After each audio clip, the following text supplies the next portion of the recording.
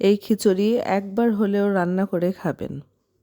শীতের সকালে পাতলা খিচুড়ি খেতে অনেক ভালো লাগে।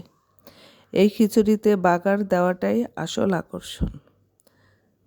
গরম গরম খিচুড়ি আর ডিম ভাজি রবিউল সালমাদার নিয়ে খেতে বসে গেলাম।